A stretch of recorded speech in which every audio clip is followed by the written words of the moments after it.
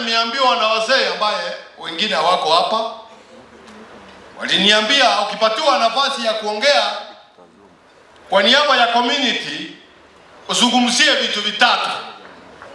Your Excellency, tuko na challenge kubwa sana ya transport wakati huu. Watu wamekuwa wengi.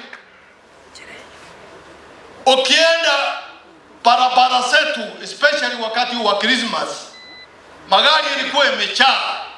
Your Excellency, nakuambia hivi mwaka ujao ukianza program zako zile unafanya, tunataka SGR ile tunasema itapita Nyamira. Tusaidie kubeba mizigo yetu kutoka Kisii, kutoka Kisumu, kutoka huko kwetu huko Kuria, inapeleka Mombasa. Na pili, Your Excellency,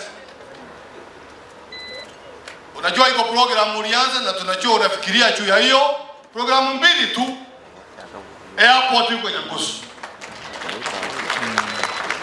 ile university uko Nyamira. Hiyo vitu vitatu, Your Excellency, unajua utaweza.